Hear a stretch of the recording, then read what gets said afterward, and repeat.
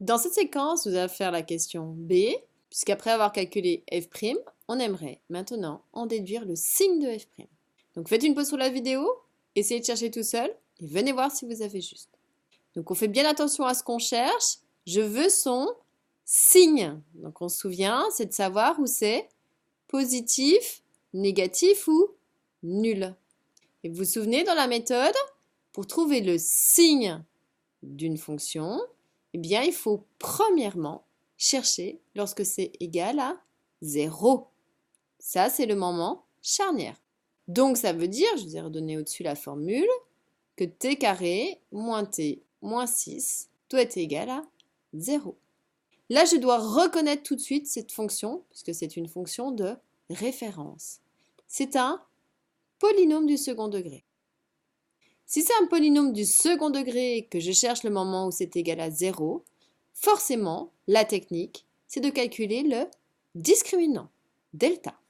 Sachant que delta, on rappelle toujours sa formule, c'est b carré moins 4ac. Sachant qu'il va être très intéressant de tout de suite donner les valeurs de a, b et c d'après notre polynôme. Prenez ces habitudes-là, ça vous fera gagner du temps après. Donc dans l'ordre, le a, c'est le coefficient de t2. Mais le coefficient de t2, ici, qu'on ne voit pas, c'est 1. Le b, c'est le coefficient de t, c'est-à-dire moins 1. Et le c, c'est le coefficient qu'on dit constant, donc moins 6. Maintenant que j'ai donné mes éléments, c'est facile d'appliquer cette formule b au carré moins 4ac. Donc si je remplace, ça va faire b au carré, mais donc b c'était moins 1 au carré, moins 4 fois a, c'est-à-dire 1, fois c, c'est-à-dire moins 6. Si vous avez écrit ainsi, c'est faux. Où est l'erreur? L'erreur, elle est dès le départ, puisque c'est tout le b qui doit être au carré, or tout le b c'est moins 1, or ici, moi je lis moins, plus loin, 1 au carré. Donc le carré n'est que sur le 1 et pas sur tout le moins 1. Donc pour qu'il soit sur tout le moins 1, obligation de mettre des parenthèses, sinon c'est faux. Maintenant si on calcule, moins 1 au carré, donc 1. Alors ici, on fait attention aux règles des signes, moins par moins, plus, et 4 fois 1 fois 6, donc 4 fois 1, 4, 4 fois 6, 24. C'est-à-dire que 1 plus 24, on obtient 25.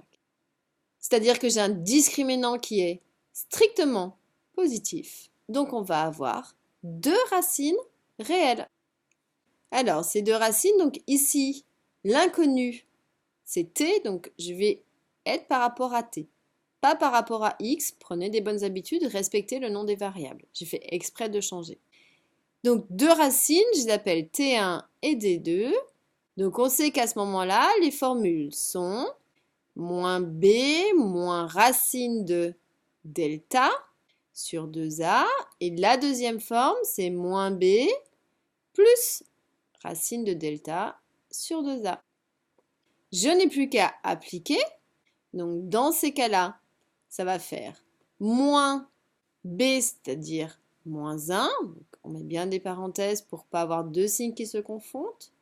Après, on me dit moins racine de delta, donc racine de 25, sur 2a, donc 2 fois a équivalait 1. Je peux recopier tout de suite en dessous. Donc maintenant, on va calculer et simplifier.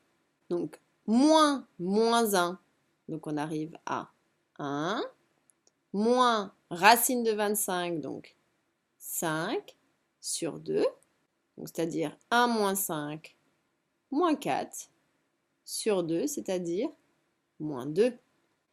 Deuxième chose, moins 1, toujours 1, plus racine de 25, donc toujours 5, sur 2 fois 1, donc 2.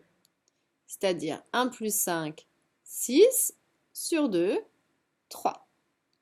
Donc on a obtenu la valeur des deux racines. Maintenant, on n'oublie pas notre but, c'est pas uniquement d'avoir les racines, c'est de trouver le signe de f'. Donc on va continuer.